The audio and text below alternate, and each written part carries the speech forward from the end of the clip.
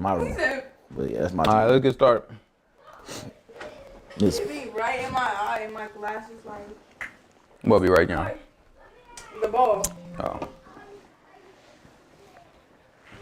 I'm telling you, I grew up. Me and my brother shared a room that was smaller than that. I used to share a room with Faith. I hated it. I used to share a room with Eli. He used to like boogers. Can you imagine that, bro? Can you imagine that, bro? I was like 15. I was like 14. My brother was like 17, and we in this itty bitty room, bro. Oh no, I could never. Bro, y'all kids lucky. Very much so. I used to like boogers on I my shared- PS4 controller. I shared a room with my sister, 2-year-old. Like my whole life. 2 years older than me and 2 years younger than me. All 3 of us was in one room with 2 sets of bunk beds. Oh, that's crazy. It was actually pretty great. I had to We share a had room. the master room. I was upstairs. probably, The master bedroom. What? Yeah, old we was had I? a master I was bedroom in upstairs, elementary. and we had a master bedroom My brother was probably in downstairs. high My mom school, dad's and my other bedroom brother was downstairs, grown. So me and my other two You know what I'm saying? masters upstairs. That's crazy. And my we other all two in the sisters same had room. their own separate That's rooms crazy. across the hall. That's No, crazy. what kind of house don't live in a And these mansion? Like, what kids, is I that? look at my kids like, man, y'all got it made. Look how comfortable y'all is. Sometimes I chill in their room just like, man, I wish I had this when I was a The kid. dining room and stuff, and then there's stairs going down, and stairs going up. It was a So you did live in a mansion. It was an older So house. you did live in a mansion. Sabbath peace. Sabbath peace. It's another opportunity for us to come together and hear and learn the word of truth that is given to us by the Most High She out here God. complaining, huh? All honor goes to the Father through the Son, whose name is Yahushua. In him lies the only hope for salvation. We know that it is obtained by grace through faith, not of works, lest anyone should boast, and given freely as a gift to all who obey him. We understand that if you do not obey him, it is made manifest or made obvious that you do not believe. In this state, you should expect no good thing from the Most High. However, anything that you do get, whether it be a gift of tongues, a gift of prophecy, or any supernatural experience that you may have, it can and it will be used against you in the day of judgment. With that said, peace to the saints that are in the room, to the saints that couldn't make it, but no peace to the wicked. The only thing we say to them is repent that they might live. Yeah, I was talking to a gentleman on Twitter. You know what I'm saying? Twitter changed, man. These people don't even be arguing like they used to. You know what I'm saying? So I told him, I was like, yeah, you know what I'm saying? I just listed off a bunch of facts. And pretty much what I was basically saying is like, you know what I'm saying? Eventually you got to turn away from sin and not sin anymore. You know what I'm saying? Like, it was like, that's a fact. That's the only way to do it. And then, you know what I'm saying? The gentleman, he posted, he was like, well, that can't be true because 1 John say, you know what I'm saying? If you, what do you say? If you say you have not sinned, you know what I'm saying? You're a liar. Oh, that's what it say. And you may not realize it, but that's exactly what I'm saying. You know what I'm saying? Like everybody's sin, which means you got to turn away from it. That got that. You know what I'm saying? People have, It's in the McDonald's bag. we've been taught the Bible. We've not been taught the Bible. We've been taught about God or a concept of God in such a way that now even when you read something, you read into it what you've been taught. Right? I had actually a good call with a woman who called me. Her name is Leslie, and she gave me a call. She was like, yeah, you know what I'm saying? I could tell by her text message that she is ready to argue. You know what I'm saying? She was like, Eli, I like to set up a call with you. Eli. You know what I'm saying? I was like, oh, here it go. Let's see how this go. But I gave her a call and she's sharp, boy. You know what I'm saying? She's sharp. She knows some stuff. Listen, it's some stuff in scripture that she noticed that I've never heard anybody notice. And there's some stuff in scripture that she noticed that I've never noticed. Me, myself, have never noticed. But it's some stuff that we teach that I've never heard anybody else teach. Never heard anybody else go over. And she noticed it. You know what I'm saying? And she a Christian. You know what I'm talking about? Like, you know what I'm saying? She a Christian. But you know what I'm saying? The arguments that we started off with, you know what I'm saying? I was like, yeah, you know what I'm saying? I was like, you know what I'm saying? Christians do this, that, and other. She was like, oh, well, you say Christian. I mean, she was like, you say Israelite. And I say Christian. To me, it's the same thing. I was like, no, it's not the same thing. And so, you know what I'm saying? We started walking through it. And she was like, well, I beg to differ. This, that, and other, da. But, you know what I'm saying? So we started there. So she is now Christian. But she ain't like them other Christians. You know what I'm saying? She respects the word. You know what I'm saying? She respects the word. And she pays attention to the details. You know what I'm saying? So I told her, I was like, you know what I'm saying? Even though we disagree on a couple of these things, I don't mind talking to you. You know what I'm saying? Because you actually, you know what I'm saying? Like, you actually know what you're looking at in the book. Man, she was very clear. She was like, I have no intention on teaching you. I'm not trying to teach you nothing, this, that, and the other. I just want to ask you questions to make sure, you know what I'm saying, like what you saying aligns with what the word says. You know what I'm saying? This, that, and the other. I was like, we can have this conversation. So yeah, I think we are in a time that and we know we are, right? We're in a time that the teaching has gone dark. There's not a lot of people that's going to be able to get this understanding and get this knowledge. And there's so many lies that block us from understanding what the truth is and understanding what knowledge is. And if you remember, this is the type of time that it was when the judges were ruling, right before Samuel came. And remember, Samuel came and he was, the first prophet in a while that the Most High God kind of, let all his words stand up through. So, we pray that, something like that'll happen again, where we'll get a prophet that'll kind of lead our way out of here. Let's go over what happened last week. You know what I'm saying? Who remembers what happened last week? What y'all got going on? Y'all all right? Y'all don't see the word being preached? Shut up, boy. Go on. All right. What happened last week? You was the only one last You have week. notes. You was the only one last You have week. notes. I was asleep. You have notes. I was asleep. Yeah, you have notes. Okay. You can't buy good help around here. I think I was asleep. What you got? What do you remember? I didn't take no notes. I'm trying to. You definitely don't remember. Don't none of y'all.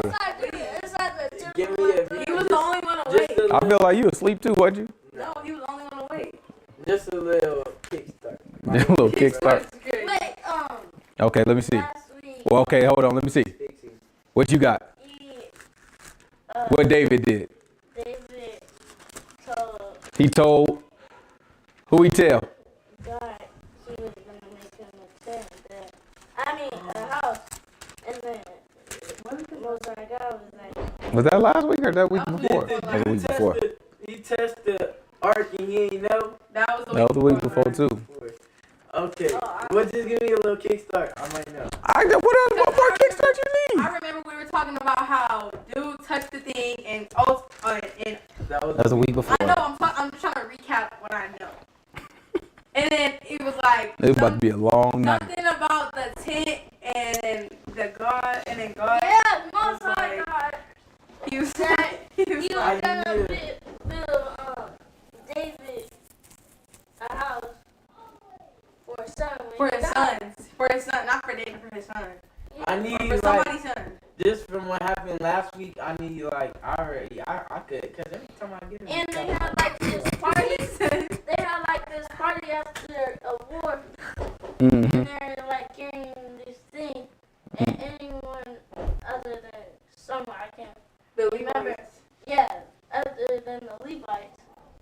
But this was They the were not. Yeah, y'all doing real good with the week before. You know what I'm saying? Like the week before, y'all nailing it for 2 weeks ago. You know what I'm talking about? I'm just trying to figure out what happened last week. I don't know if anybody can help me out with that. kick my engine on. Okay, so what? So David, he gets the ark, right? Remember, so you know what I'm saying? Just 2 weeks ago, still. You know what I'm saying? They touch the ark, man dies. Everybody gets scared, right? They drop it off at my man's house. What's his name?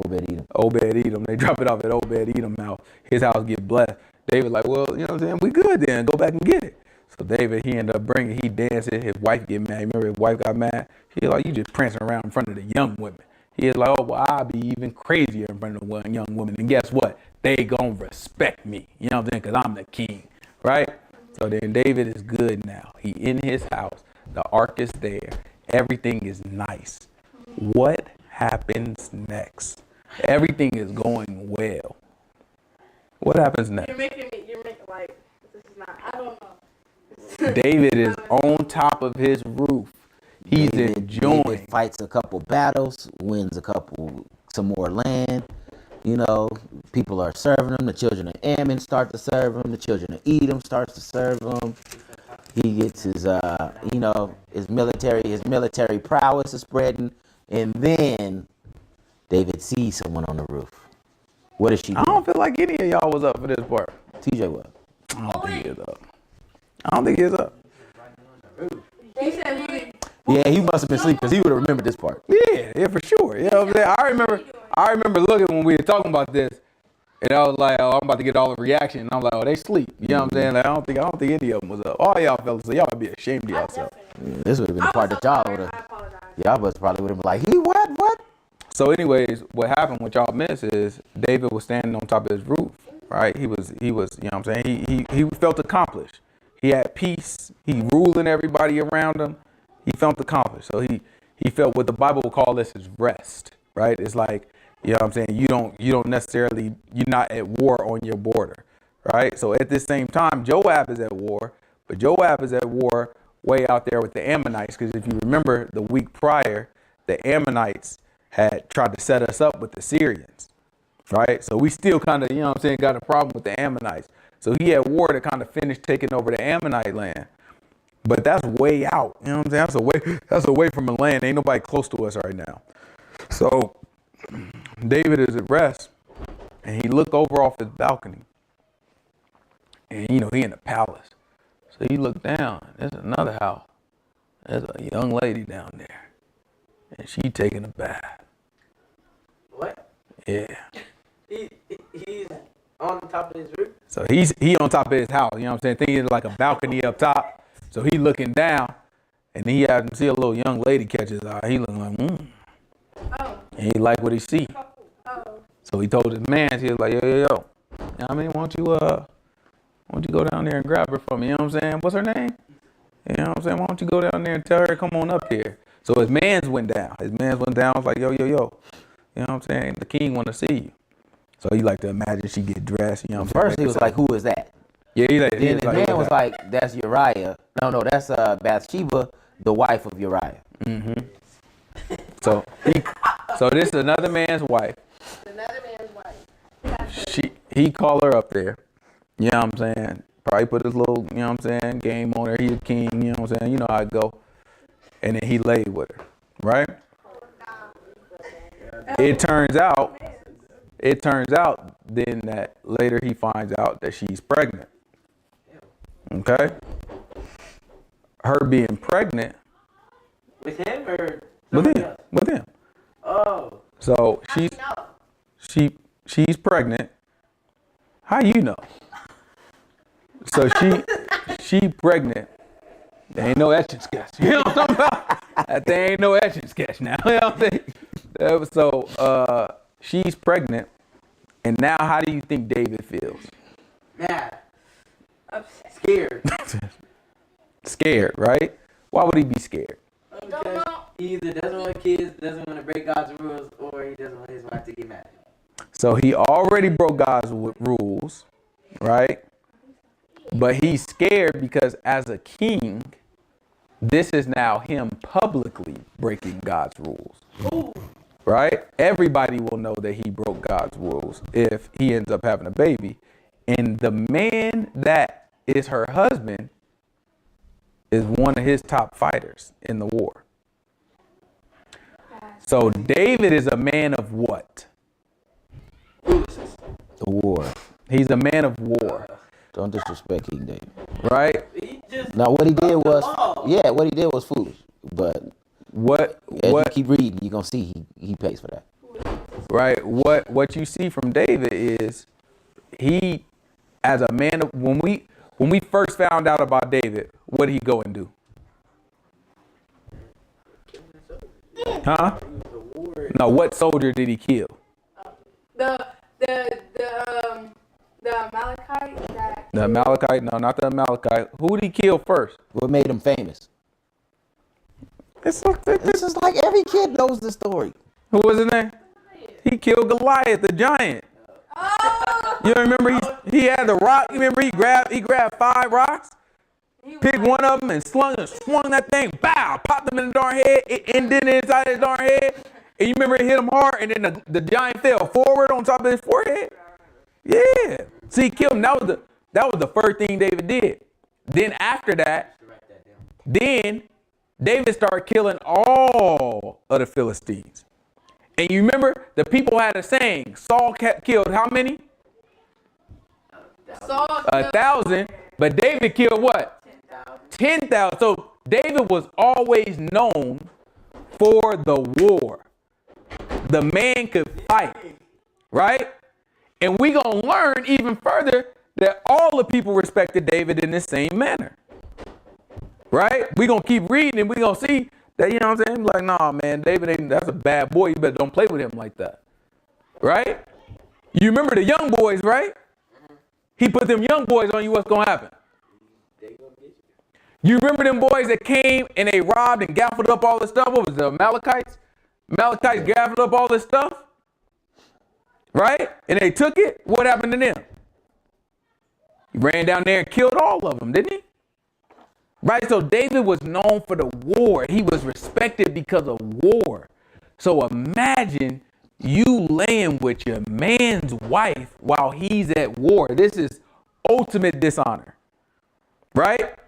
And therefore undermines the kingdom, undermines his own integrity, undermines everything. So yes, David made this mistake. He sinned, and then he's nervous now because now this thing is potentially not going to be a secret anymore. She's pregnant. Everybody know her husband is away. How do you think that's going to make her look? Bad. Horrible. And he liked the girl.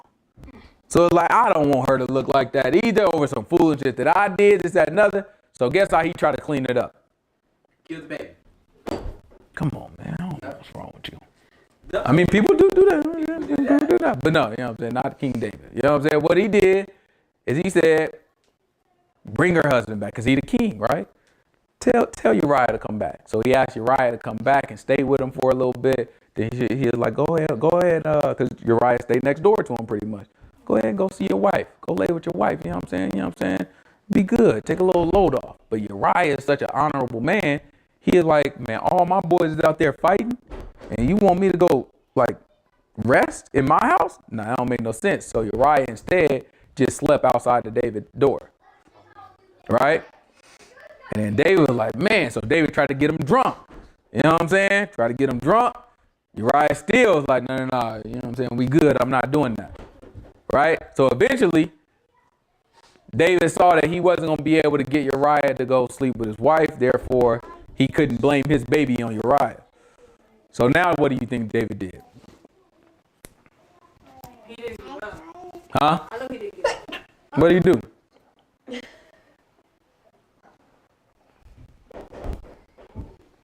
What do you think he did? No. What do you think he did? The crazy turns of events. It is a crazy turn of events, right? What he did next was he sent Uriah back out to the war, and he asked the commanders to put him on the front line so that he had died in the war. Oh, And that's exactly what happened. So Uriah ends up being killed fighting for his country, fighting for our nation, right? And Joab is the one that kind of set it up to make it happen, right? At King David's request. Yeah. Yeah. So then, after that, Uriah's wife mourned, right? She cried about it, and some time passed. But after she cried, guess what David did? have the baby? He married her. Oh. And then she had a baby. So now, we look at that and we might look at that and be like, oh, he married her, you know what I'm saying, that and another. It's hard to say it's the right thing to do, but in our culture, if a woman lost her husband, you know what I'm saying, it's our culture centered around men taking care of households, you know what I'm saying, including the women. So now she would be taken care of through David. She wouldn't have to try to fend for herself and try to figure out what's going on. And she liked David anyway, and she was having this baby. So then the Most High God came and sent the prophet Nathan to David and gave him a analogy of sheep, because, you know, David used to, you know, keep the sheep and he loved the sheep. So he gave him an analogy like, man, what if a man had a sheep and he loved his sheep? It was like a daughter to him. And another man had a whole bunch of sheep. You know what I'm saying? He had some people about to visit him. And he said, you know what? Instead of killing one sheep when I got a whole bunch of sheep, I'm going to kill this poor man's sheep. And it looked like it's like a daughter to him. Took his sheep and killed his sheep. David was like, oh, whoever did that should die. He was like, oh, well, you that man. The prophet told David, you that man, because you killed Uriah. You got all the wives. Most High God would have gave you even more wives and even more riches and all this stuff had you just done what he said, right? But you didn't, right? So he is like, you know what? Because of that, you know what I'm saying? You know what I'm saying? Most High God, you know what I'm saying? You're going to have to deal with something. Guess what he had to deal with? His younger sons being cursed. Well, yeah, absolutely, actually. Yeah, but also his newborn son that's about to be born has to die. So the baby lived for 7 days. David knew the baby was going to die, so he fasted and prayed and he crying and all this stuff because he, you know what I'm saying, he admitted what he did to God. After he got called out, he came down, he was like, yeah, I confess, I did it. You know what I'm saying? I did it. You know what I'm saying? Most I got pardoned him, but he was like, yeah, but your son going to die. You know what I'm saying? So David fasted and cried, and the baby died. And after that, David picked himself up, wiped his eyes, ate his food. Because, you know, when you fast, you don't eat. You know what I'm saying? So he ate his food, and everybody's looking like, how you fast and cry when the baby was alive, but then the baby died and you all good? And he was just looking like, man, listen, I thought maybe the Most High God might just have mercy on me. But, you know what I'm saying? It is what it is, and I got to keep moving. So he set his face straight, and he had to keep moving. All right? So then he ended up having another son. Guess what his name was, his other son? Solomon. Solomon. So Solomon is going to end up being the king, right? But That's going to be the next king. God told David, the sword will not depart from your house. Yeah, that's right. So exactly what you said, TJ. You know what I'm saying? His sons, his younger sons are going to be cursed. Not just his sons, his whole family. So it was a few judgments that was put on them. One, sword is not going to depart from your house. Two, David's wives, what he did to Uriah and his wife would be done to David, but openly. It wouldn't be secret. Like what David did, it's a secret. All the people don't know about it, right? It ain't like this hit the tabloids or anything like that. It's only a handful of people that know about it, right? So nobody really know what David did. But the Most High God said, what's going to happen in your family, everybody going to know about it. Right? So that's what we're about to read. This is the aftermath of David's sin. And it's a couple things I want y'all to pay attention to. I want y'all to pay attention to David's demeanor. Right? Pay attention to how he is and how he's handling his problems versus how he used to handle problems. Right? Versus how he's handling problems when he felt like he was on top versus how he handled problems when he is at the bottom. Who remembers when David was at the bottom before? Like he was just doing the music to calm. He was doing the music, calming Saul down. Saul throw the javelin at him. What did he do? He just weaved and got right out of the way. Did he try to fight Saul?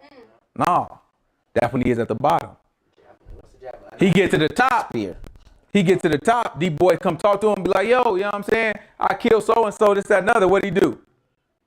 Hey, young boys, chop that boy up real quick. Because that's when he on top.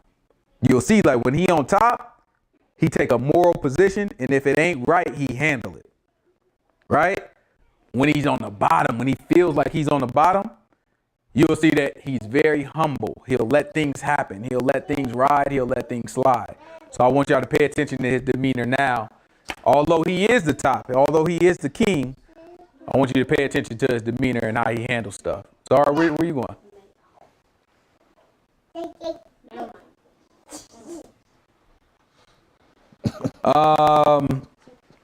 This is where we at? 2 Samuel 13. It's 2 Samuel chapter 13. Give me verse 1. 2 Samuel chapter 13, verse 1. Watch what the book say. And it came to pass after this that Absalom, the son of David, had a fair sister whose name was Tamar. And Amnon, the son of David, loved What we her. got there? Grab Psalm chapter 51, verse 1. Yeah. Because if we're going to talk about his demeanor, we might as well really talk about it, right? It don't make no sense to talk about his demeanor if we ain't going to really talk about it. This is Psalm chapter 51, verse 1. Go to sleep, boy. But don't really go to sleep. So, if you read through Psalms, if you remember what David went through when Saul was chasing him, If you read through Psalms, you get a lot of his writings in that also. Have mercy upon me, O God, according to all your loving kindness, according unto the multitude of your tender mercies, blot out my transgressions. Right? So this is David saying, get rid of my transgression. In other words, get rid of the sin that I just committed. Right? Watch this. Wash me thoroughly from my iniquity and cleanse me from my sin. For I acknowledge my transgressions, and my sin is ever before me.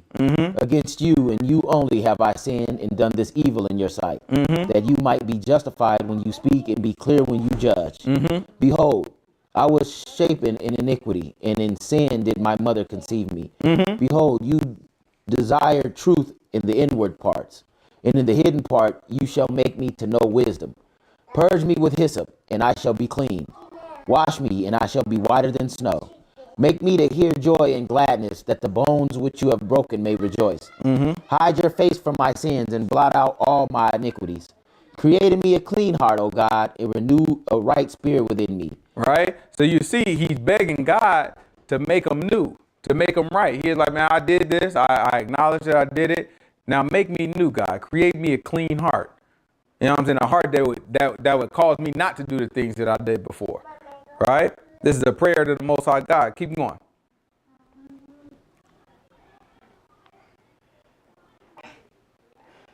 Cast me not away from thy presence, and take not your Holy Spirit from me. Right?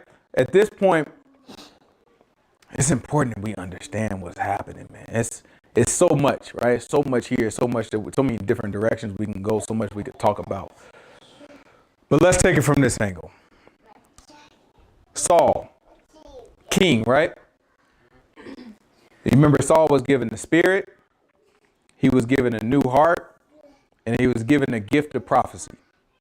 These are all signs of someone who is a child of God, right? After that, Saul didn't follow directions, didn't follow the instruction of the Most High God through the prophet of Samuel when it came to a sacrifice, when he was fighting at Gilgal, right? After that, Samuel told him the kingdom is going to be ripped away from him. Then he was given instructions about the Amalekites. And again, he did not follow the instructions about the Amalekites. Saul didn't follow the instructions about the Amalekites. He spared the king, or imprisoned the king, and he also took some of their cattle. Right? And again, Samuel told him, the kingdom is ripped away from you, and it's going to be given to somebody better than you. Right?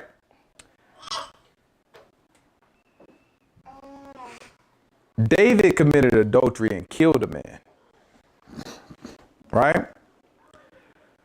So knowing the history, knowing where Saul's transgression was, assuming he knew, there's a certain fear that would come. Like, uh-oh, don't leave me. Like, I see what happened to Saul. When Saul sinned, and in David's eye, he might look at this like, my sin is way worse than Saul's, right? He might look at that and be like, I spilled innocent blood.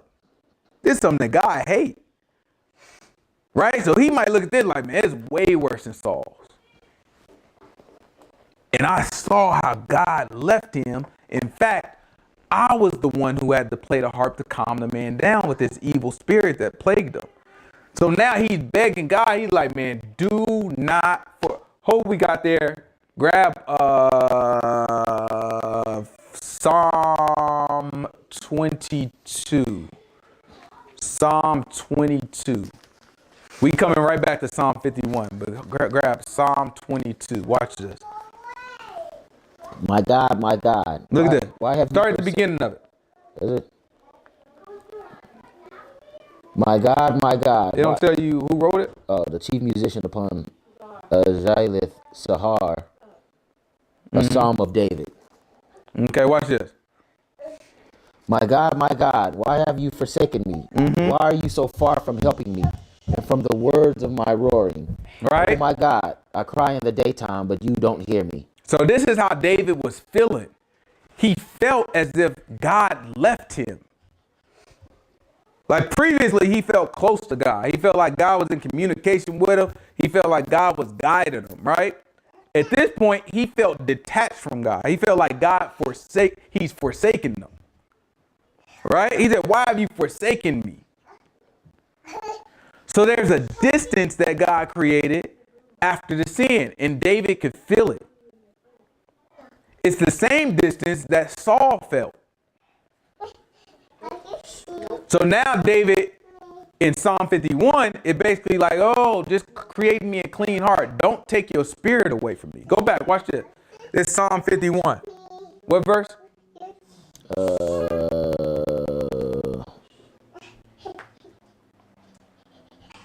10.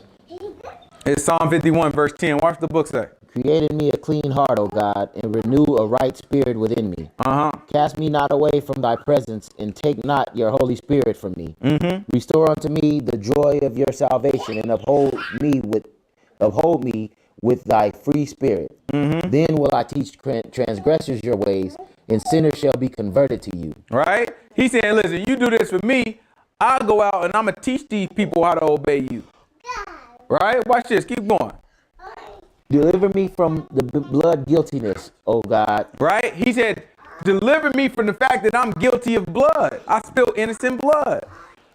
Deliver me from this guilt that I feel. Watch this.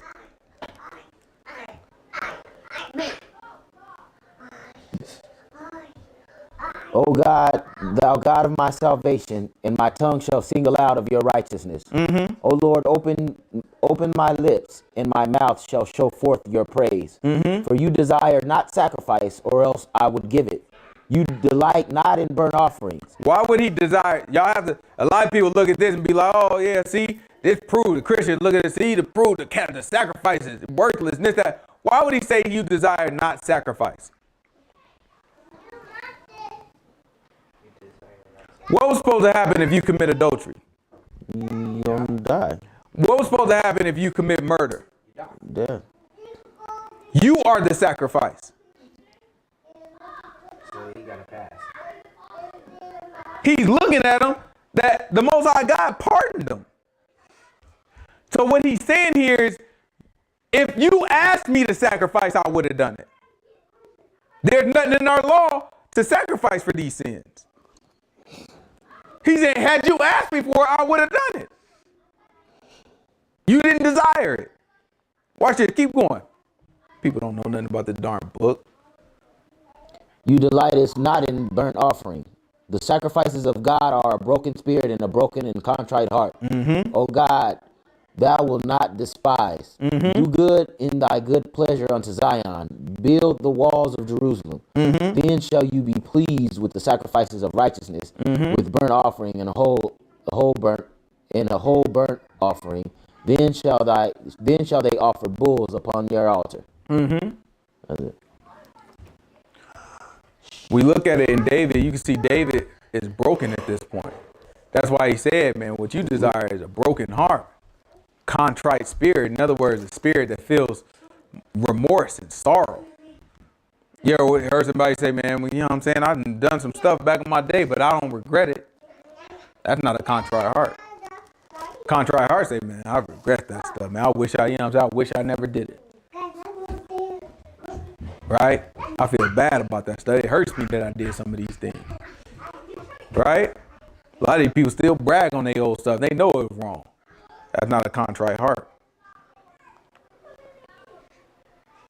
All right, let's go back. 2 Samuel chapter 13. Watch what the book says. Let's try to get through this.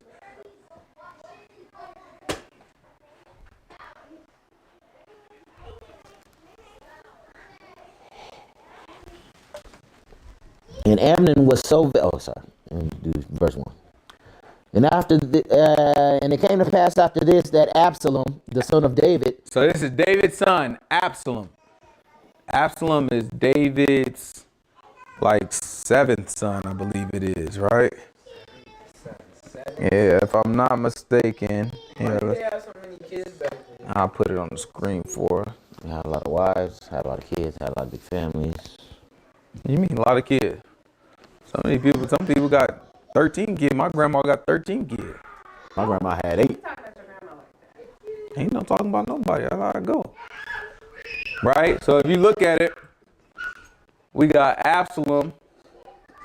All right, where's Absalom? Absalom right down there. It don't tell you which kid he was, but I want to say Absalom he was down there. He wasn't, I don't know, he was down there. I don't know what number he was, though. So we got Absalom, right? And Absalom got a little sister the book about to tell us. Watch this.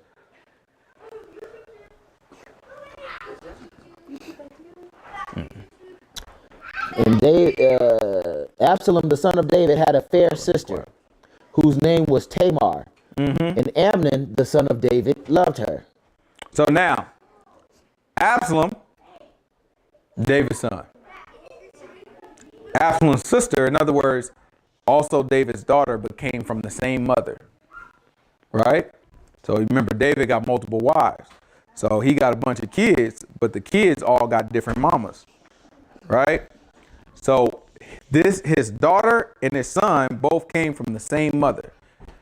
So that's why I'm saying that's Absalom's sister. He like, you know what I'm saying? That's my sister. We both got the same dad and same mom. Right?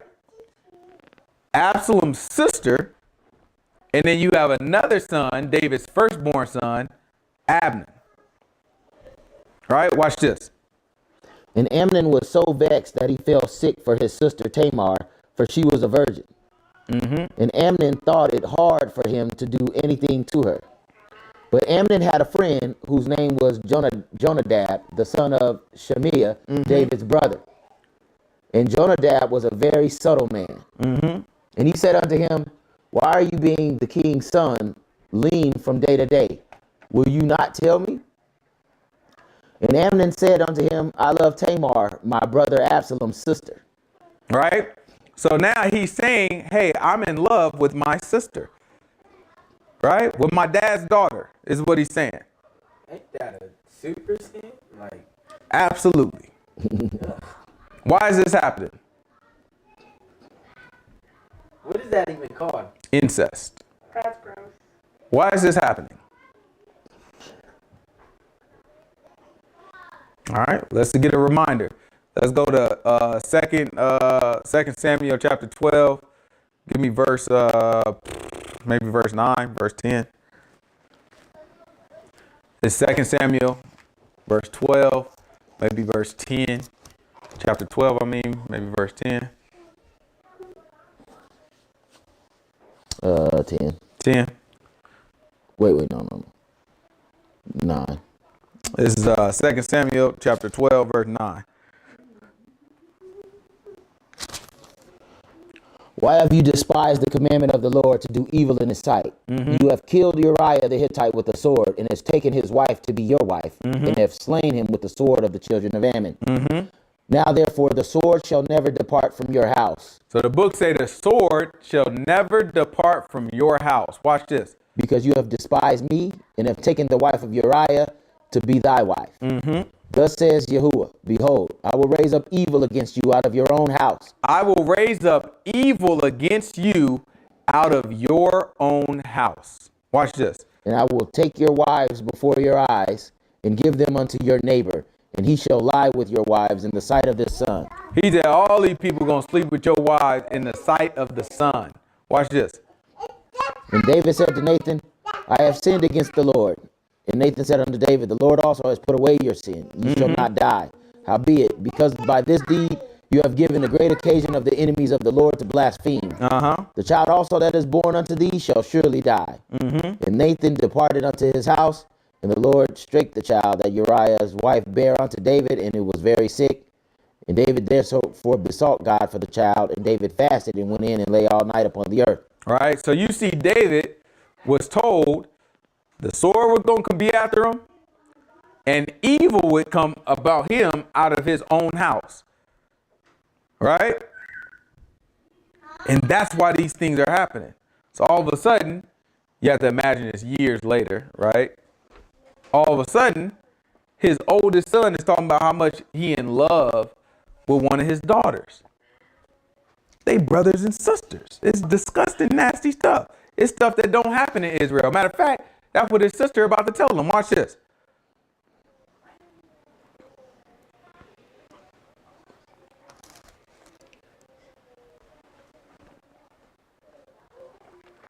And he said unto him, Why are you being the king's son lean from day to day? Will you not tell me? And Amnon said unto him, I love Tamar, my brother Absalom's sister. And Jonadab said unto him, Lay down on thy bed, and make yourself sick. And when your father comes to see you, say unto him, I pray thee, let my sister Tamar come and give me meat, and dress the meat in my sight, that I may see it, and eat it at her hand. So Amnon lay down and made himself sick. And when the king was come to see him, Amnon said unto the king, I pray thee, let Tamar my sister come and make me a couple of cakes in my sight, that I may eat at her hand. Then David sent home to Tamar, saying, Go now to thy brother Amnon's house, and dress him meat. So Tamar went to her brother Amnon's house, and he was laid down, and she took flour and kneaded it, and made cakes in his sight, and did bake the cakes. And she took a pan and poured them out before him, but he refused to eat. And Amnon said, Have out all the men from me. And they went out, every man from him. Right?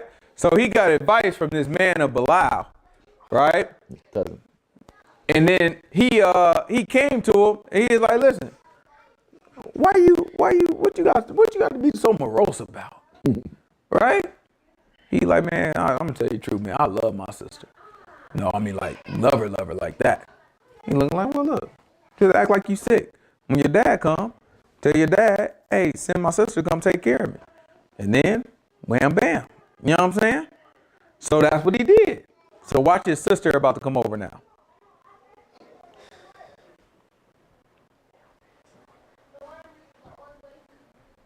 And Amnon said to Tamar, Bring me the meat into the chamber, that I may eat of thine hand. And Tamar took the cakes which he had made, and brought them into the chamber to Amnon her brother. All right, so now she just trying to take care of her brother. Watch what her brother do. And when she had brought them unto him to eat, he took hold of her and said unto her, Come lie with me, my sister.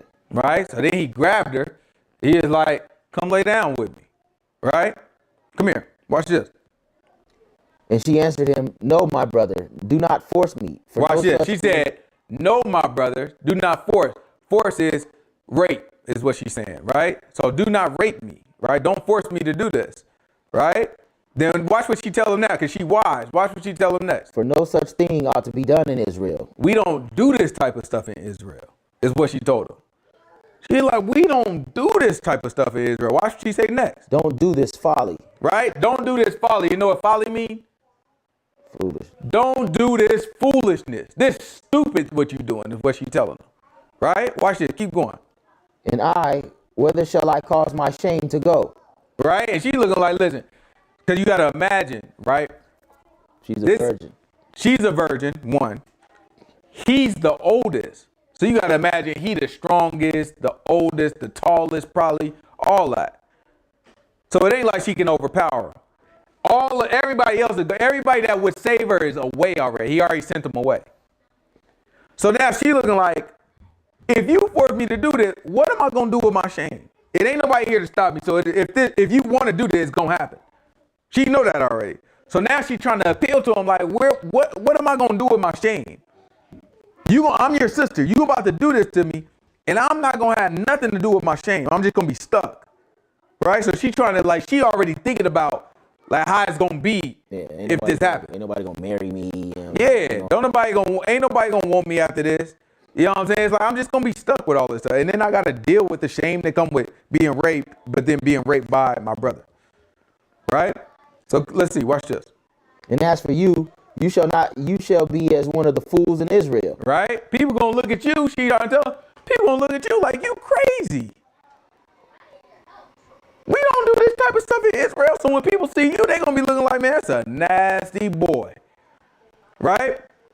Let's see. Now therefore I pray thee, speak unto the king, for he will not withhold me from you. Howbeit he would not listen unto her voice. But being stronger than she, forced her and lay with her. Then Amnon hated her exceedingly, so that the hatred where he hated her was greater than the love that he had loved her. Right? So if you see what happened was, after he forced her, after he ended up raping the girl, then he hated her after that. Because psychologically, that's what happens. You have this infatuation, this lust, right? And it don't play out the way you want. Right? So you think you got what you want, but really, that ain't what you really wanted in the first place. So now you hate the fact that now it's shame that come on you and you take it out on the person that you actually victimized. Right? And that's what he's doing. Right? He's taking it out on her. Although it's his fault that all this stuff happened. So every time he see her, how it make him feel? Ashamed. Like, man, I did some stupid stuff. Why did I do that? Ugh, get out of my face. So you imagine that's what he said to her. It was like, you know, he did what he did. Then he's like, okay, get out of my face. Go on. I don't even want to look at you no more. Ugh, get out of my face. Right? Because he's disgusted with himself. And seeing her, it remind him of it. So now he being mean to her. Right? Watch this. And Amnon said unto her, Arise and be gone. And she said unto him, There is no cause. This evil is sending me away is greater than the other that you did unto me. So like now you hurt me, you put me in this position, you raped me, and then you just kicked me out. She's looking like that's worse. Kicking me out after all this. I'm sitting here hurt and you know what I'm saying, I'm messed up. I was a virgin. You did this to me, and just kicking me out and sending me out is worse than doing it in the first place when I'm in this condition. So now watch how she end up walking out. Ugh. But he would not hearken unto her. Then he called his servant that ministered unto him and said, Put now this woman out from me, and bolt the door out after her. Right? He ashamed. Close the door. He locking himself in there. But watch how she got to deal with this. And she had a garment of diverse colors upon her, for with such robes were the king's daughters that were virgins apparelled. Mm-hmm. Then his servant brought her out and bolted the door after her. Mm-hmm. And Tamar put ashes on her head and ripped her garment of diverse colors that was on her and laid her hand on her head and went on crying. So what do you think it means when you say laid her hand on her head? You think she like this? No, like her. Just like this. Covering her face. Why would she be covering her face? She's ashamed. She's crying. She ashamed. She's crying. So she's sitting there crying, trying to walk her way home. This is horrible what just happened to this young lady. Right? Why is this happening right now? Because what the prophet just said to David. So why is it happening? You're supposed to answer that question. The prophet said this to David, right? The prophet said to David, evil is going to come upon you from your own house, right? This is the start of the the consequence of what David did, right? Nobody gets by. David was a righteous man, it seemed. He lived up to everything the Most High God did, but then he sinned. You know what happens when you sin? That too. But the Most High God, he forgets all your righteousness before that. So now David is in the position of feeling like, oh, I am an unrighteous man. Right? So that's why you see Psalm 51, where he has to say, forgive me. Right? I have a contrite spirit. But when you turn from sin, the Most High God forgets all the sin. But nobody gets by, right? You still have to deal with the consequences of sin. So these are the consequences of David's sin. He's going to have all these family problems and family drama for what he did to another man's family. Watch this. Keep going. And Absalom, her brother, said unto her, Has Amnon your brother been with you? But hold now your peace, my sister. He is your brother. Regard not this thing. So Tamar remained desolate in her brother Absalom's house. Right? So Absalom, he looked at it and he figured out what was happening. He saw his sister. And he like, did Amnon mess with you? Amnon was messing with you? Right? And you gotta imagine, she said, she did this, that, and the other, and described it to him or whatever. And so Absalom tried to comfort her a little bit. Man, that's your brother. Hold your peace. In other words, don't say a word about it. All right? Don't even worry about this. Right? He just left it at that. Man, that's your brother that did that to you. Hold your peace. Don't say a word about it. He's trying to keep her from feeling like she need to get revenge. What do you think Absalom thinking though? She's trying to get revenge. She's trying to have some And what is Absalom thinking though? What do you think? What would you be thinking? They all brothers. And they all brothers and sisters. They all brothers and sisters, but this sister, this is your sister, she got the same mama and dad as you. Your other brother only got the same dad as you. Right? What would you be thinking? This your full sister, this your half brother. Half brother rape your full sister. How would you think about that? Ew. Up with him. Like, why would he? What was it? What in the right mind? Like, beat him up or kill him or. Beat him up or kill him or something like that. Right? Let's see what Absalom thinking. But when King David heard of all these things, he was very angry. And Absalom spake unto his brother Amnon, neither good nor bad. For Absalom hated Amnon because he had forced his sister Tamar. Absalom hated. Right? He hated him after that. Yeah, he didn't say nothing good to him or bad to him. I ain't got no words for you. Yeah, he ain't even speak to him. Right? Ain't got no words for you. Watch this. Keep going. And it came to pass after 2 full years that Absalom had sheep shearers in Baal Hazor, which is beside Ephraim. And Absalom invited all the king's sons. And Absalom came to the king and said, Behold now, your servant has sheep shearers. Let the king, I beg you, and his servants go with thy servants. And the king said unto Absalom, No, my son, let us not all now go, lest we be chargeable unto you. And he pressed him, howbeit he would not go, but blessed him. Then said Absalom, If not, I pray thee, let my brother Amnon go with us. And the king said unto him, Why should he go with you? But Absalom pressed him, that he let Amnon and all the king's sons go with him. Now Absalom had commanded his servants, Now saying, stop. Hold on. I want y'all to go back. I want you to go back just a little bit. Go back to where, what verse you on right now? 28. Go back to verse 20. Watch this. And Absalom, her brother, said unto her, Has Amnon thy brother been with you? But hold now your peace, my sister. He is your brother. Regard not this thing. So Tamar remained desolate in her brother Absalom's house. Keep going. But when the king David heard all these things, he was very angry. What happened? When King David heard all these things, he was very angry. So David knew about this. Right? Books say David knew that this happened. And he was angry about it. But keep going. Watch this. And Absalom spake unto his brother Amnon, neither good nor bad. For Absalom hated Amnon because he forced his sister Tamar. Watch this. And it came to pass after 2 full years that Absalom... How many years? 2 full years. So David knew about this in 2 years past.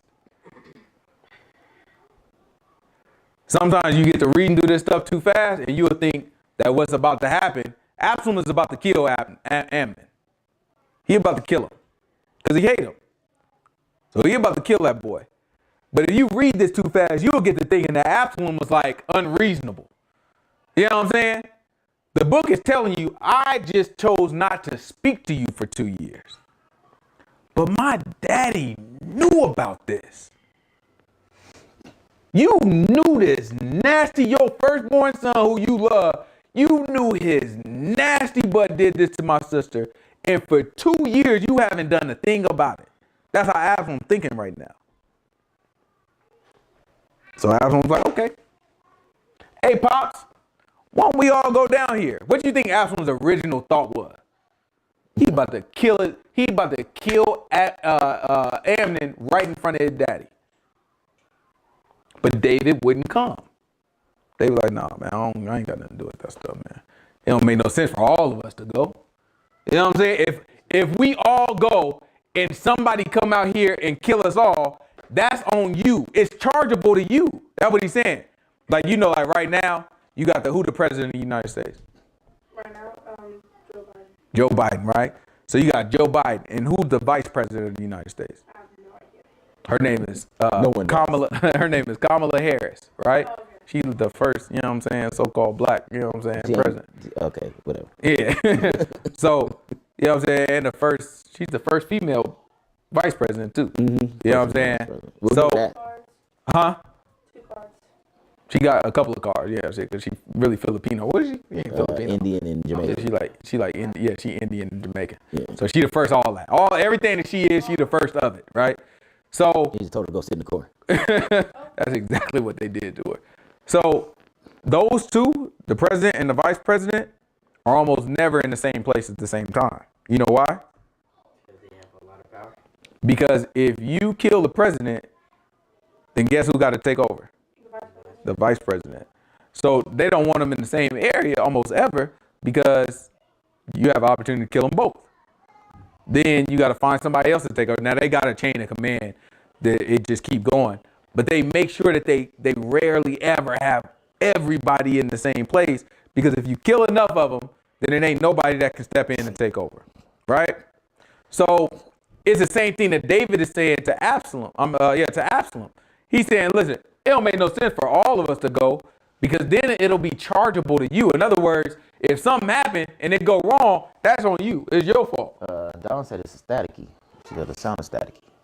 The sound is staticky? Yeah.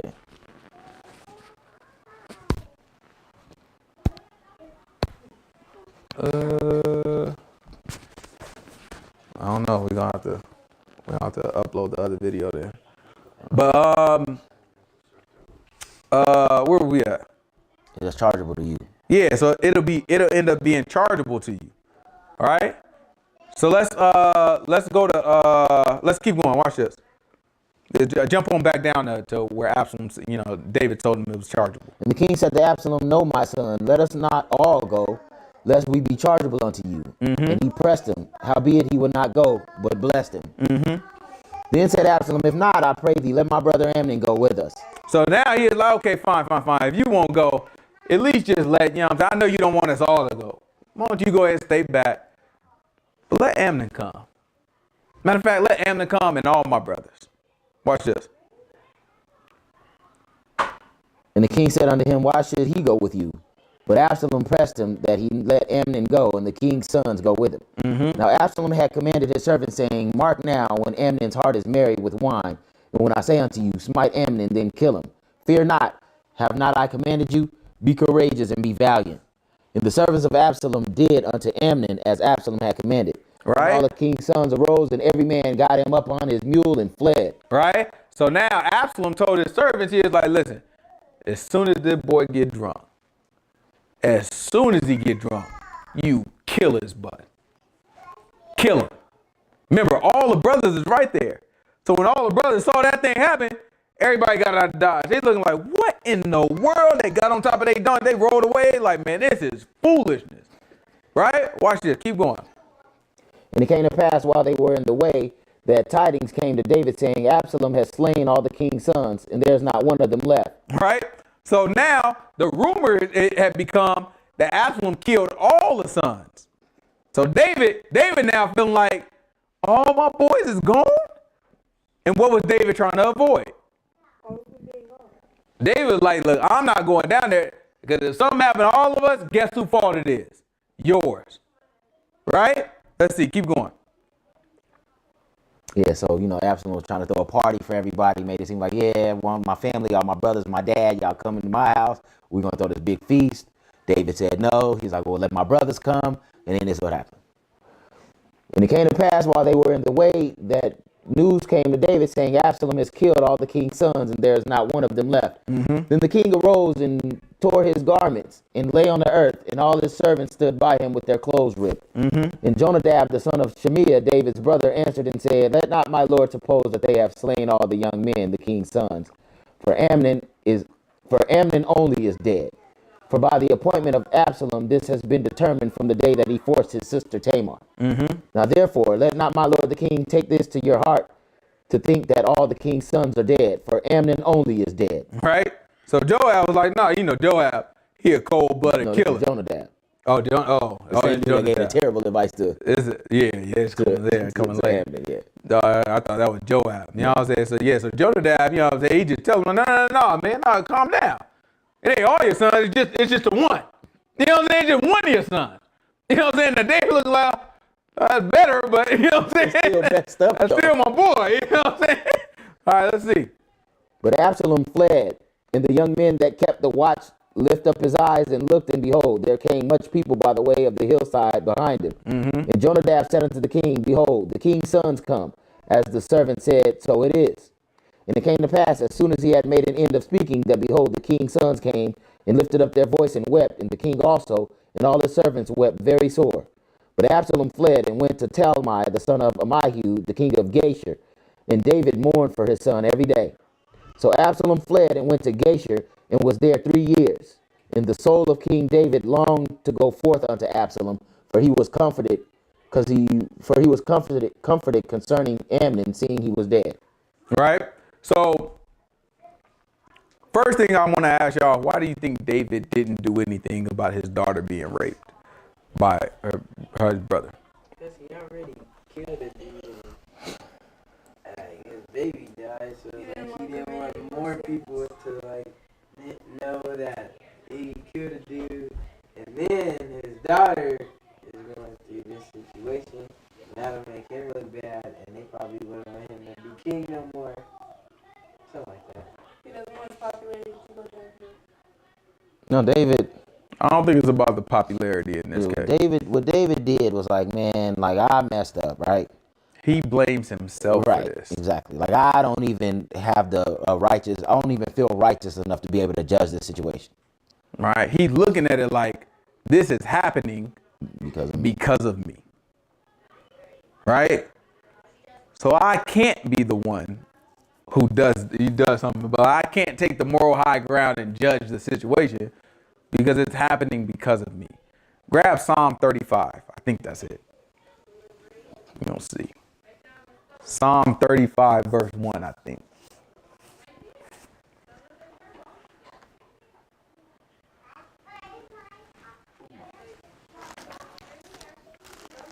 Right? This is how David gets when he doesn't feel on top.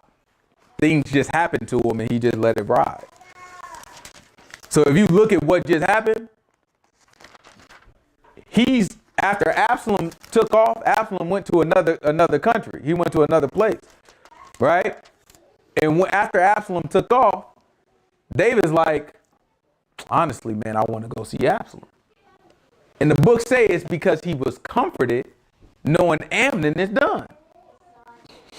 So he wanted Amnon to die on one hand. He knew that he should have been punished for it on one hand. He just knew that he couldn't be the one to judge. But then it also sucks that it had to come from his son and that his son had to die. Right? So the whole situation is like, I know that's what was supposed to happen. And I'm comforted by the fact that that happened. But at the same time, man, I lost my darn son. And my other son is the one who did it. And it's public and everybody knowing it's a mess and this is all my fault. All this stuff is my fault. Right? Let's see, this is Psalm 35, verse 1. Watch what the book say. I think this is it. Plead my cause, O Lord, a psalm of David. Please my cause, O Lord, with them that strive with me. Fight against them that fight against me. Take hold of shield and buckler and stand up for my help. Draw out also the spear and stop the way against them that persecute me. Say unto my soul, I am thy salvation. Let them be confounded and put to shame that seek after my soul. This ain't what I'm looking for. All right, this one good too. This one gonna apply in a little bit. All right, this one gonna apply in a little bit. Let's go back. Where we leave off? We're on 2 Samuel 13. It's 2 Samuel. 2 Samuel. We're on 14 now. 14? Yeah. What verse? Verse 1. This 2 Samuel 14, verse 1. Watch what the book say. I wonder what's going on with the mic. Now Joab, the son of Zeruiah, perceived that the king's heart was towards Absalom. And Joab sent to Tekoa and fetched there a wise woman and said unto her, I pray thee, feign thyself to be a mourner, and put on now mourning apparel, and anoint yourself with oil. But be as a woman that had a long time mourned for the dead, and come to the king and speak on this manner unto him. So Joab put the words in her mouth. And when the woman... So now Joab, he saw that David missed Absalom. Right? So Absalom got out of Dodge because Absalom like, man, these boys gonna kill me for killing my brother. But Absalom like, man, I had to do what I had to do. The man raped my little sister. Right? Now Joab is looking like, oh no, Absalom, he don't even know that. He ain't even at you like that. Right? David actually missed him because Absalom, that's his man. You know what I'm saying? They're like, man, nah, he actually miss you. He's like, all right, so listen, I'm going to bring these boys back together. This is what we going to do.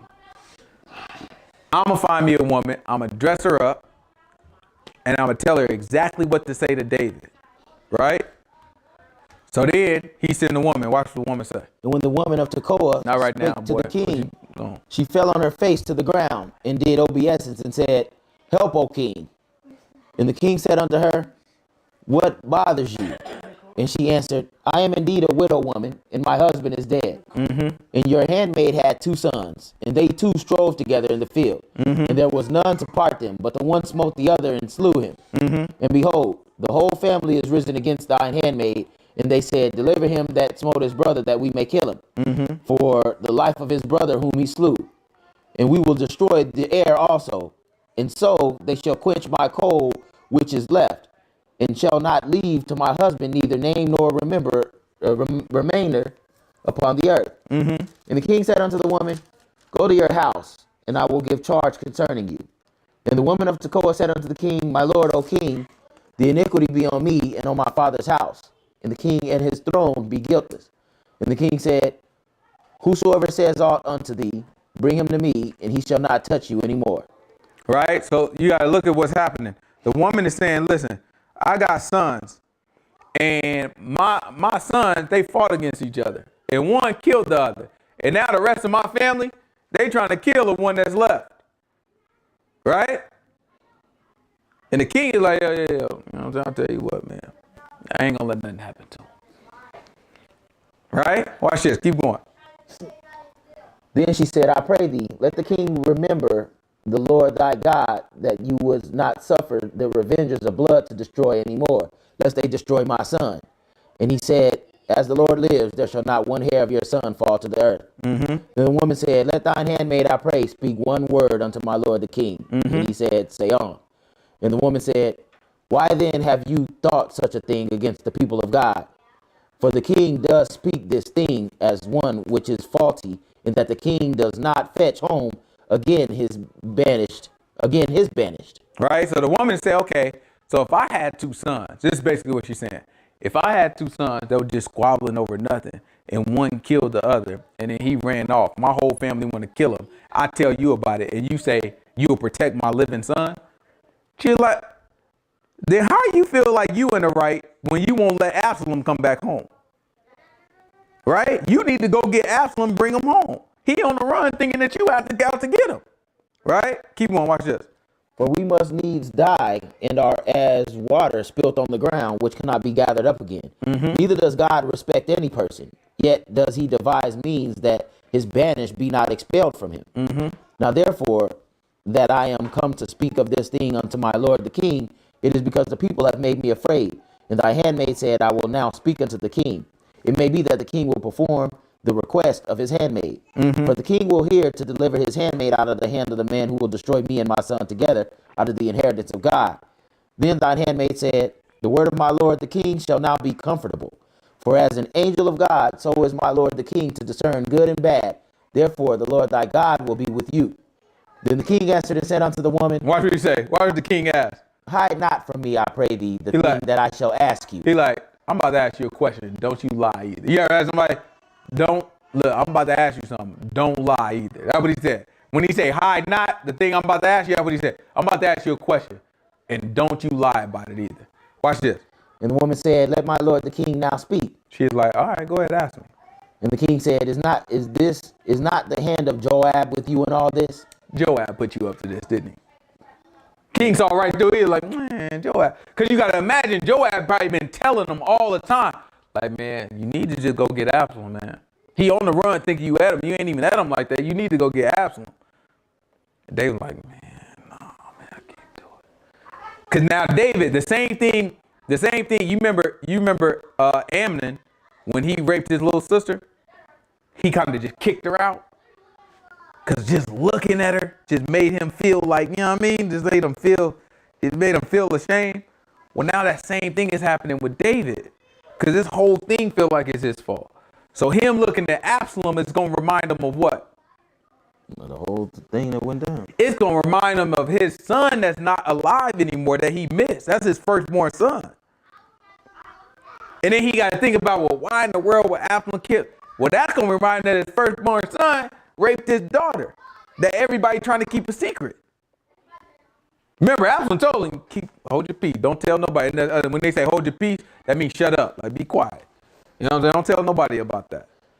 They trying to keep that a secret with her. She dealing with all her demons and all her stuff that she got going on. Right? You got Absalom. He done killed his brother now. And you got David that got a missing son and all this mess. So when he look at Absalom, that reminds him of this stuff. So he's conflicted about the whole thing. So Joab telling him all this stuff like, yo, you know what I'm saying? You probably need to, you know what I'm saying? This, that, nothing. And he probably just like, nah, man, I ain't listening to that stuff, right? So then Joab put this woman up to it. And after he hear enough, he looking like, I'm about to ask you a question. Don't you lie about it either. Joab put you up to this? Watch what she say. As Yahuwah liveth. Watch this. And the woman answered and said, as thy soul lives, my lord the king, none can turn to the right hand or to the left from aught that my lord the king has spoken. For your servant Joab, he bade me, and he put all these words in the mouth of thy handmaid. To fetch about this form of speech has thy servant Joab done this thing. And my lord is wise according to the wisdom of an angel of God to know all things that are in the earth. And the king said unto Joab, behold, now I have done this thing. Go therefore, bring the young man Absalom again. And Joab fell to the ground on his face and bowed himself and thanked the king. And Joab said, today thy servant knows that I have found grace in your sight, my lord, O king, and that the king has fulfilled the request of his servant. So Joab arose and went to Geshur and brought Absalom to Jerusalem. All right. So Joab is thinking that he's doing a good thing, right? You got to look at it from Joab's point of view. Like Joab is looking like this is really my man's, right? I'm saying like I'm around David all the time, and David is clearly depressed, right? You know what I'm saying? Like he's sad. So he's looking like, I think this will help getting your son. Like, I get it, it's a messed up situation, but you clearly don't feel, you complain all the time about your son not being here. Like, you got to imagine, like, what's probably happening. Like, you know what I'm saying? Like, you complain all the time. Can somebody go tell these kids to be quiet? You complain all the time about your son not being here and all this stuff. Like, I know it's hurting you that he's not here. And I know it's hurting you that your other son not, but at least had one of your sons back. You know what I'm saying? The one that you clearly missed. Right? So he's sitting there, he you know what I'm saying? You know what I'm saying? He probably seeing it and dealing with it. So Joab in his mind thinking, oh, I can make everybody better. You know what I'm saying? I know Absalom going through it, he on the run. You know what I'm saying? So we bring this thing back together, it'd just be a little bit better for everybody. That's what Joab is thinking. But watch how this thing play out. And the king said, let him turn to his own house, and let him not see my face. So Absalom returned to his own house, and he didn't see the king's face. But in all Israel there was none to be so much praised as Absalom for his beauty. From the sole of his foot even to the crown of his head, there was no blemish in him. All right, now, the problem was Absalom back in town now. But Absalom is fine. Boy, that's a good looking man. You know what I'm talking about? Books say there are no blemishes on him.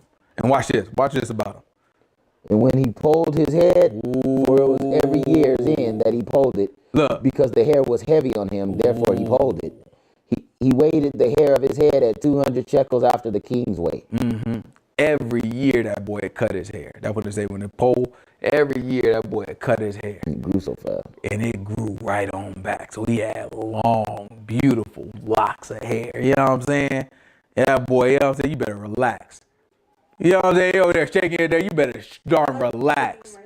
You know what I'm saying? So, you know what I'm saying? It's long, good look, man. Everybody look at him like, that's a good looking, no blemish. Your boy just like back when we was little, all the girls used to be like Denzel. Yeah, you know what I'm saying? That boy just walking through. You know what I'm saying?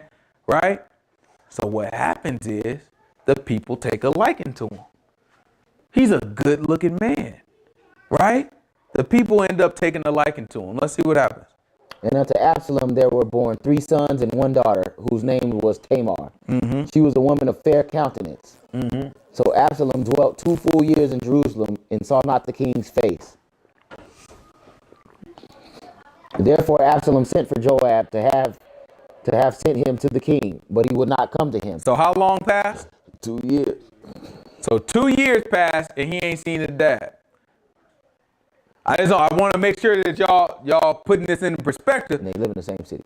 Cause people will people will read this too quickly, and you'll get to thinking that Absalom was unreasonable. At no point was Absalom unreasonable. You understand? A sin had been committed against his sister.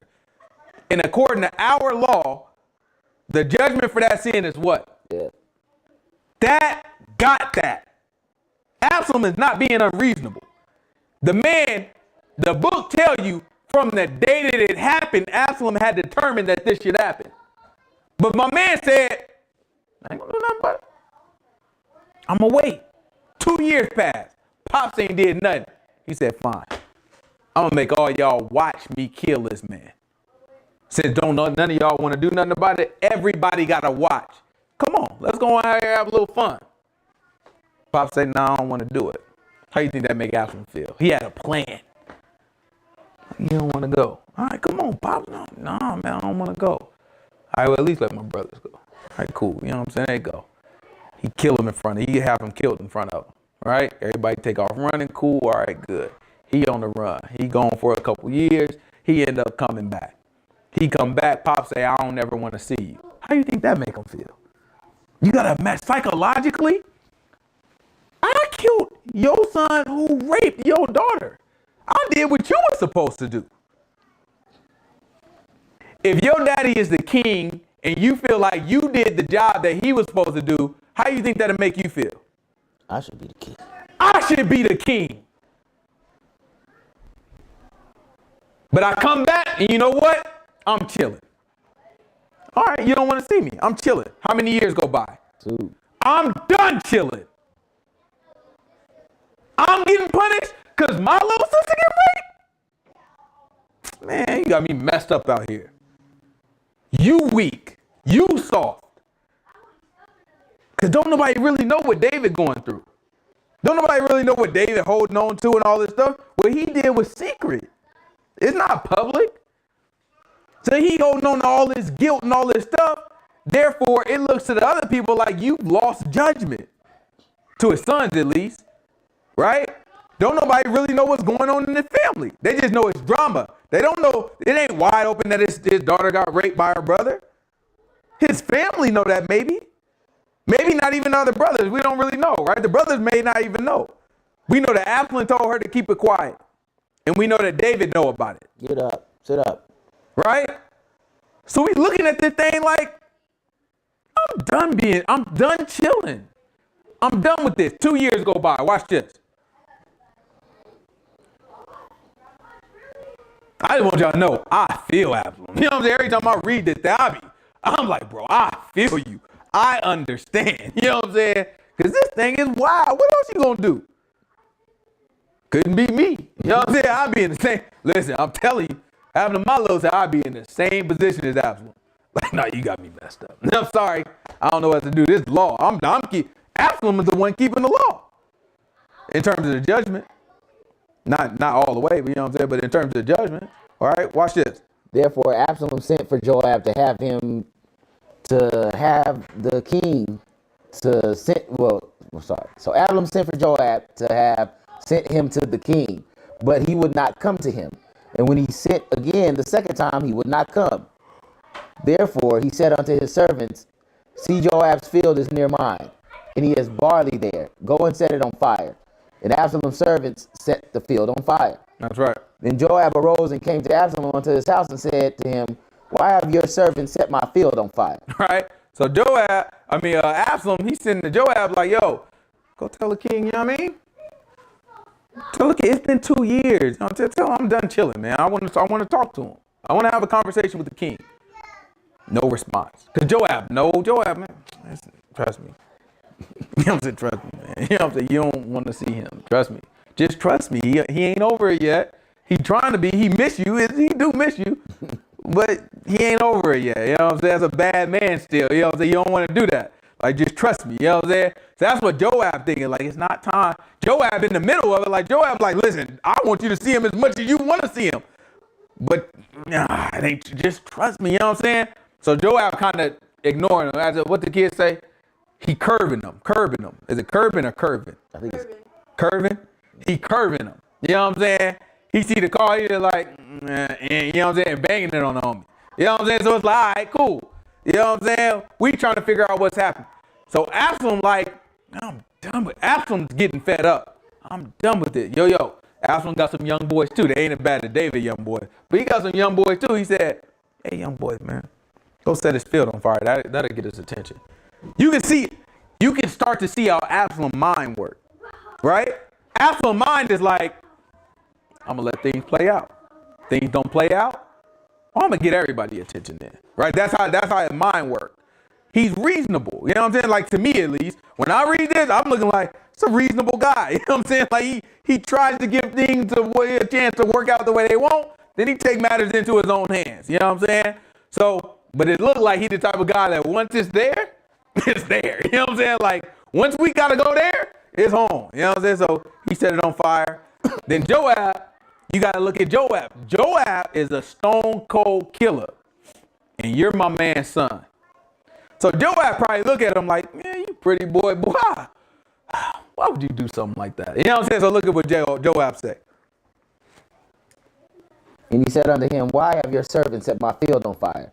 And Absalom answered Joab, behold, I send unto you, saying, come here, that I may send you to the king to say, why am I come from Geshur? It had been good for me to have been there still.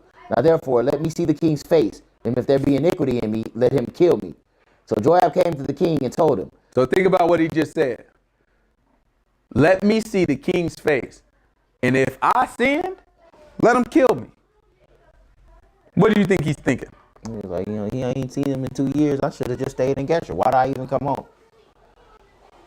He looking like, listen, why am I the one that's in the wrong for this? That's what he thinking, what did I do wrong? If I want to talk to him. Because when I talk to him, I'm going to plead my case. And if you think it's sin in me, go ahead and try to kill me. That's what he's thinking. So Joab like, all right, man, look, I'll go talk to him. I already know how this going to go, but I'll go talk to him. Watch this. So Joab came to the king and told him. And when he had called for Absalom, he came to the king and bowed himself to his face, and bowed himself on his face to the ground before the king. And the king kissed Absalom. And it came to pass after this that Absalom prepared him chariots and horses and 50 men to run before him. Absalom prepared what? Chariots and horses and 50 men to come to ride before him. So now, in front of him, he got chariots and horses and 50 men. Right? What does that look like? A little army. Got a little army. And they in front of him too, so he in the back. What does he look like? The commander. He look like he running something. Let's see. Watch this. And Absalom rose up early and stood beside the way of the gate. And it was so that when any man had a controversy, came to the king for judgment, then Absalom called unto him and said, of what city are you from? And he said, your servant is of one of the tribes of Israel. And Absalom said unto him, see, your matters are good and right, but there is no man deputed of the king to hear you. Absalom said, moreover, oh, that I were made judge in the land, that every man which has any suit or cause might come unto me, and I would do him justice. And it was so that when any man came near unto him to do him obeisance, he put forth his hand, and they took him and kissed him. So now Absalom, he went out. He made himself look to be something. You know what I'm saying? Like a commander out here. He got 50 men running in front of him, chariots and horses, all the stuff, right? And they go before him. So he looked like somebody. Then while he out here, there's people every day or every so often that come to the king for judgment, right? Yo, king, so-and-so happened. Who in the wrong? Is it me or is it them? Right? This man owe me money. This is how it happened. He's saying that he ain't got to pay me. Can you help us out with this situation? So somebody had to decide, just like when people go to judges about disputes and they slam the gavel and say guilty and this, that, another, somebody got to decide all this stuff. And some matters are so large, somebody tell these kids that I am going to whoop their butt if they don't relax, right?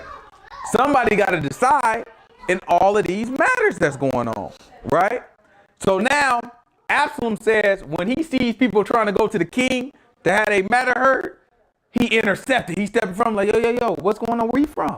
CJ, go get Azariah. Like, I'm from Issachar. You know what I'm saying? Oh, you from Issachar? Man, I tell you, I know you. How long you been waiting in this line? You been waiting in this line? Well, I'm telling you, man. I wish it was somebody that was deputy of being a judge. You know what I'm saying? Wish it was somebody, man. If it was somebody like me that could, you know what I'm saying, give you some stuff. What you think you can judge my situation? No, I judge it right. What's going on? So the people start telling him, and then he would play judge in their situation. And he would say, you know what? This is what should happen. Or this is what should happen. So him, not only is he good looking, but he's a wise man. So now it got to the point whenever some people start coming to him for judgment. And it got to the point when they come for him to judgment, you know what he say? First kiss my hand. You ever seen The Godfather? That's where they got it from. You know what I'm saying? First kiss my hand. You know what I'm saying? They kiss his hand because now it's a show of respect. He's being exalted. So this is happening over and over and over again. And he's giving judgment to the people. He's gaining the respect of the people. Right? Watch this. And on this manner did Absalom to all Israel that came to the king for judgment. Mm-hmm. So Absalom stole the hearts of the men of Israel. Mm-hmm. And it came to pass after 40 years that Absalom said unto the king, I pray thee, let me go down and pay my vow, which I have vowed unto Yahuwah in Hebron.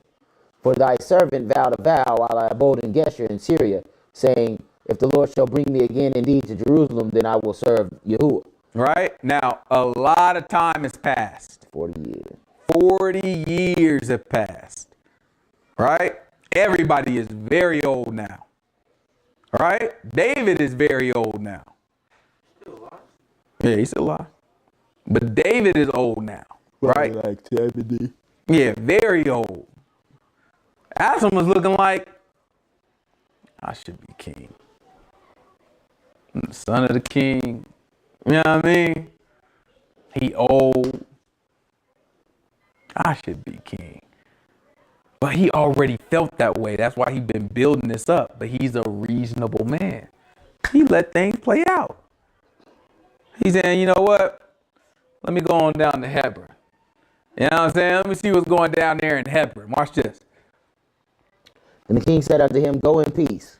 So he arose and went to Hebron. But Absalom sent spies throughout all the tribes of Israel, saying, as soon as you hear the sound of the trumpet, then you shall say, Absalom reigns in Hebron. And with Absalom went 200 men out of Jerusalem that were called. Mm-hmm. And they went in their simplicity, and they knew not anything. And Absalom sent for Ahithophel, the Gilonite, David's counselor, from his city, even to Gilo, while he offered sacrifices. And the conspiracy was strong, for the people increased continually with Absalom. Mm-hmm.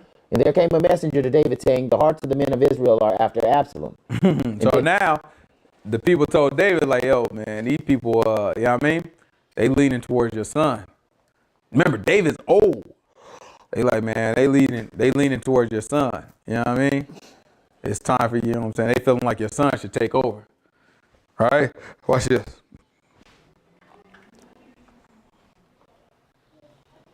And David said unto all his servants that were with him in Jerusalem, arise and let us flee, for we shall not else escape from Absalom. Mm-hmm. Make speed to depart, lest he overtake us suddenly and bring evil upon us, and smite the city with the edge of the sword. Right? So David's advisor is looking like, you know how this go, right? It's only one king. The people are siding with Absalom. What do you think about to happen to you? Let's get up out of Dodge before he come up here and he try to kill us. Right? Let's see. And the king's servant said unto the king, behold, your servants are ready to do whatever my lord the king shall appoint. Mm-hmm. And the king went forth and all his household after him. And the king left 10 women, which were concubines, to keep the house. Mm-hmm. So the king left his concubines. He's like his servant wives, right? So he left his wives to keep the house.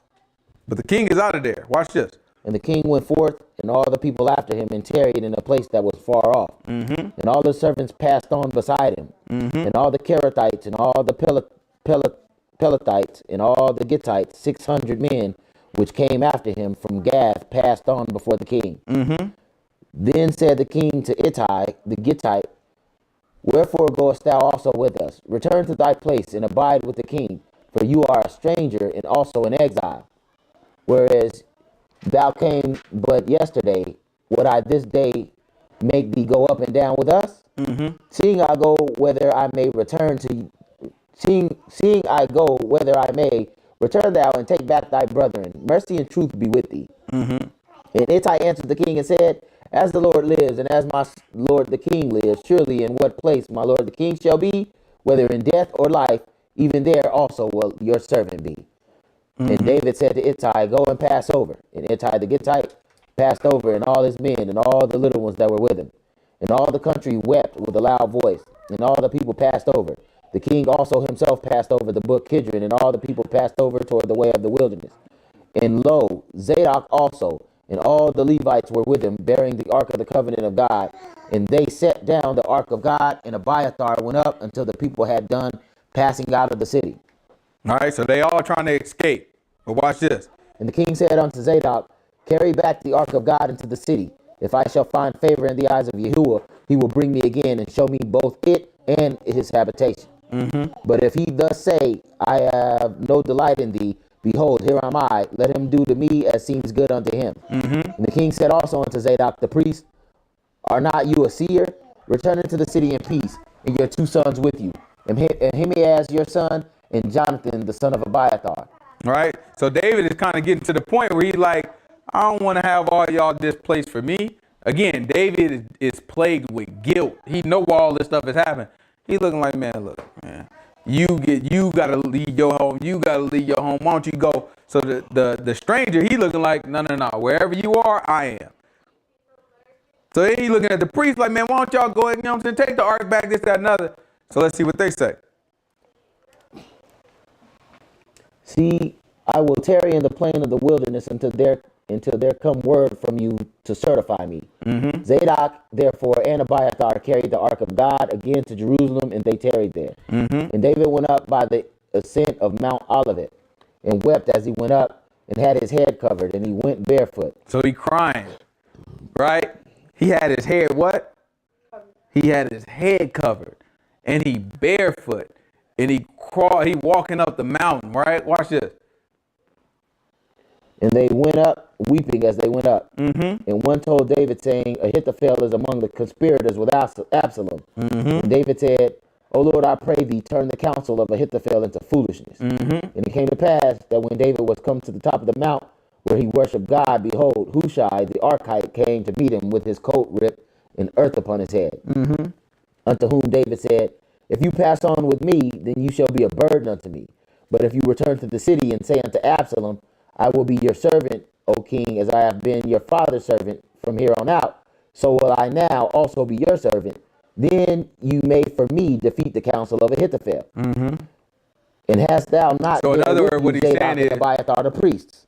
So in other words, what he's saying is, he found his man. He is like, look, why don't you go down there and pretty much be a spy for me, right? And you can feed information so that you, like, I know you wise. You know what I'm saying? I need you to go down there and feed information into him and make him listen to you instead of anybody else. That way, you know what I'm saying, we kind of know what's going on and he can't catch us off guard, right? Because I'm going to tell you that David's not necessarily afraid. He just don't want to be in position, like he don't want to fight him.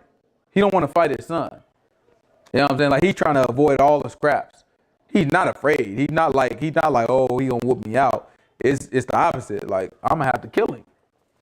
You know what I'm saying? Like, I'm gonna end up having to kill my son. And he already looking at this like, look at all this mess. Look at all this mess that's been done. It's a mess, right? Let's see, keep going. Let's finish this one out. And has not there with you Zadok and Abiathar the priests? Therefore it shall be that what things soever you shall hear out of the king's house, thou shalt tell it to Zadok and Abiathar the priest.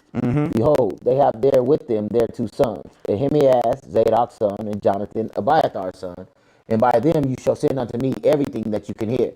So Hushai, David's friend, came into the city, and Absalom came into Jerusalem. That's in the chapter? Yeah. Okay. So we're going to pick up next week And we gonna see, how Absalom kind of responds to David's leaving. You know what I'm saying? So David left. David got out of Dodge. He's back out and hiding. That remind you of something? All right, ain't that what he did when Saul was after him? Mm-hmm. He went out and started hiding in different places. This time, he's a young man when that happened. Now he's a very old man. He's very old doing this, right? So now it's just a time that he gotta kind of learn to figure all this stuff out again. All right. Any questions? All right, well, let's pray out.